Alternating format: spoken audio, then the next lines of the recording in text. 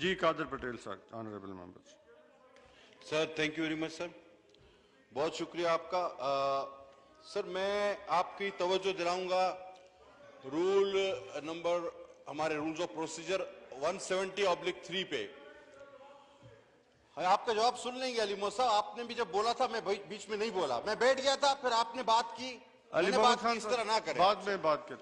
हाँ, इसके बाद बात कर लेना आप, ये कोई बात ही नहीं होती ना जनाब स्पीकर। हमारा एक रेजोल्यूशन जमा है और वो as per law, Ali Mohammad Khan साहब तशरीफ रखे, इनके बाद एज पर लॉ जो है वो पहले प्राइवेट मेंबर डे पर आना चाहिए था, और वो रेजोल्यूशन है हमारा सर डिसअप्रूवल। अली मोहम्मद खान साहब आपको टाइम दिया जाएगा, डिसअप्रूवल ऑफ ऑर्डिनेंस, इसके बाद देंगे जी आप।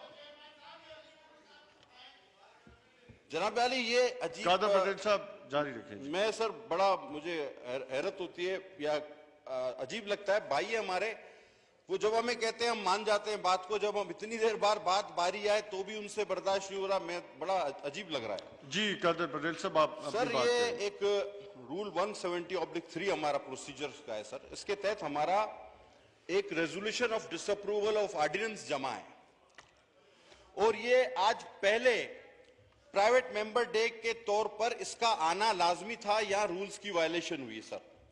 और ये किस लिए था? ये उसी ऑर्डिनेंस की डिसअप्रूवल के लिए था जिसका तस्करा मेरे दोस्त ने, मेरे भाई ने जजायर की बुनियाद किसी और रेजोल्यूशन के आड़ में वो सारा बात कर गए जजायर की, तो मैं चाहता हूं कि उसको भी हम क्लियर कर दें।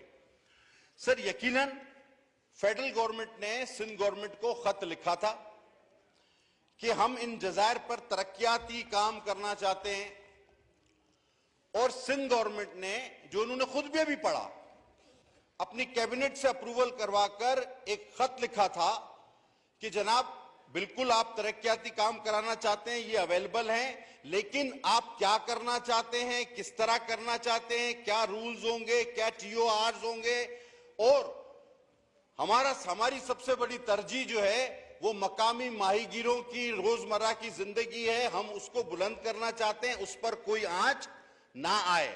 ये उस खत का मतन था जो अभी इन्होंने पढ़ा। लेकिन ऑर्डिनेंस जो गवर्नमेंट निकाला गया फेडरल गवर्नमेंट की तरफ से, वो सर कॉन्स्टिट्यूशन के आर्टिकल 1, 97, 239/4 और 172 चारों के मनाफी है। फेडरल गवर्नमेंट ने डिक्लेयर कर दिया ये तो प्रॉपर्टी ही हमारी है, जबकि हमने उनसे कहा था कि अगर आप काम करना चाहते हैं तो हमें बताएं। बहुत सारे ऐसे प्रोजेक्ट्स हैं जो फेडरल गवर्नमेंट और प्रोविंशियल गवर्नमेंट मिलकर करती हैं, लेकिन उस ऑर्डिनेंस में क्लियर लिखा हुआ है कि ये हमारी मिल्कियत है और जिसको जब चाहे हम वहां से बेदखल कर सकते हैं। सोचिएगा भी मत, सिंध और बलूचिस्तान के आइलैंड्स के बारे में सोचिएगा भी मत। आप 4 आइन की क्लॉजेस की, दफात की, शिकों की खिलाफ वर्जी करें और आधा घंटा तकरीर करें कि जनाब 151 की खिलाफ वर्जी हो गई। हालांकि सर मैं आपको एक बात बता दूं, और अगर मौका दे हमारे चीफ विप साहब तो ज्यादा अच्छा होगा। सर बार बार यह बात की जा रही है कि अवैस नूरानी साहब ने जो है वो एक बड़ी गलत बात कर दी है। सर वो अवैस नूरानी साहब ने तो अपनी बात को वापस भी ले लिया through media, through all forums, और ये जो एतराफी खत आज सरदार अख्तर मेंगल साहब ने पेश किया हमारे वजीर आजम का, क्या इससे कभी उन्होंने डिनाई किया है कि मैंने टेररिस्टों के लिए बात नहीं की कि मैं भी होता तो यही टेररिज्म करता? कभी डिनाई नहीं आया।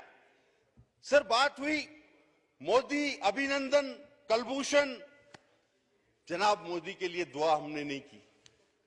आप चाहे हमें ये कह लें कि ये तो इंडिया का बयानिया है। अब PDM के जलसे में जो भी तकरीर आपके खिलाफ हो, हम आपको आपकी कारकर्दगी दिखाएं, हम आपको आपकी नाअहली दिखाएं, हम आपको आपने जिस तरह मुल्क का सत्यानाश किया वो दिखाएं, तो हम कौन है जनाब? कहते हैं इंडिया, इसराइल और पीजीएम।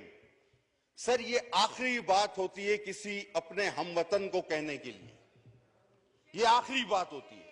खुदा की कसम, अगर मेरे लिए आखिरी इल्जाम होगा मैं अगर अभी किसी अपने हमवतन और मुसलमान पर लगाऊं। सर ये किस तरह की बात इन्होंने की?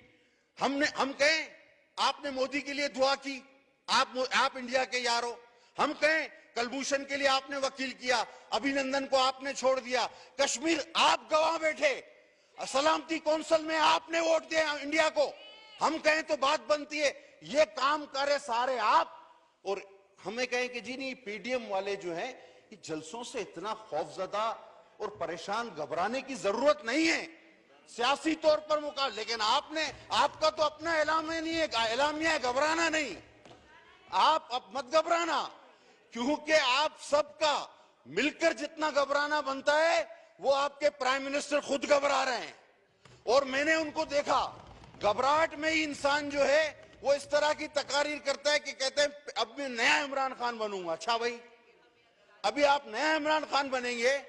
एक इमरान खान वो था जो कंटेनर पे खड़ा था और वो कहता था कि अगर करप्शन हो, अगर महंगाई हो, डॉलर बढ़े, बेरोजगारी बढ़े तो वजीर आजम चोर है। एक तो वो था। अच्छा, फिर हमें दूसरा वजीर आजम नजर आया, ये इमरान खान 2 नंबर था जिसने सब चीज अलाउ कर दिया, ये 2 नंबर।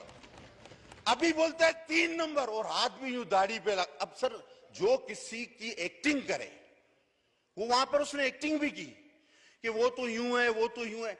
सर जो किसी की एक्टिंग करे और हाथ दाढ़ियों पे लगाए, ऐसा रंगीला वजीर आजम देखा है आपने किधर? मैंने नहीं देखा है, मैंने नहीं देखा है, मैंने बिल्कुल नहीं देखा है। जनाब आपको वजीर आजम के जेस्चर में रहना होगा। अगर आपको इस मुल्क पे हुकूमत करनी है तो वजीर आजम बन के करनी होगी। आपको ये मजाहिया सर्कस करके हुकूमत नहीं कर सकते। आपके हाथ पैर फूल चुके हैं, आप परेशानी का शिकार हैं, आप परेशानी का शिकार हैं, घबराहट का शिकार हैं। आप में बर्दाश्त भी नहीं है सुनने की। आप बड़े शोर करते रहें, मैं बोलूंगा कि ये रंगीला वजीर आजम है, ये अदाकार वजीर आजम है, ये चोर वजीर आजम है, ये डाकू वजीर आजम है, ये डाकू वजीर आजम है जिसने इतनी महंगाई की कि आज मुल्क के अवाम सड़कों पर आ गए, गरीब सर से होता गया है।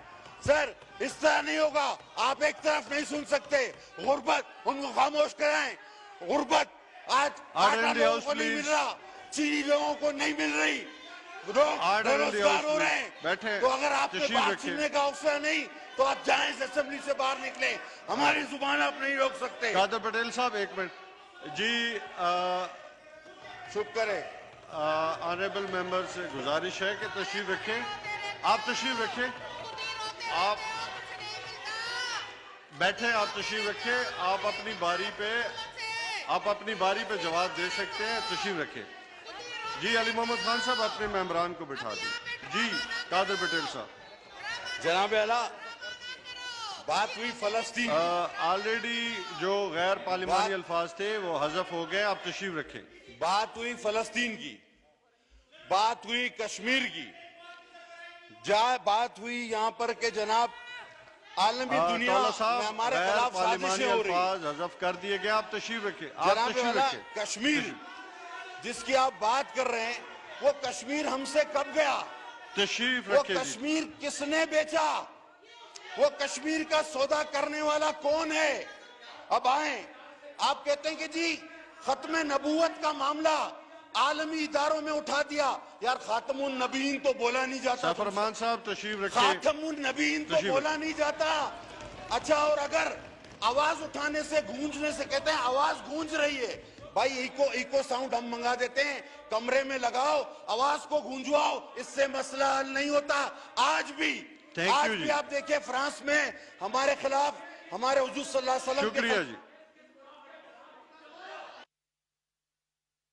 वाइंड अप करें जी। वाइंड अप कर रहा हूं सर। सर इस आवाज गूंजने से मसला नहीं हल हुआ।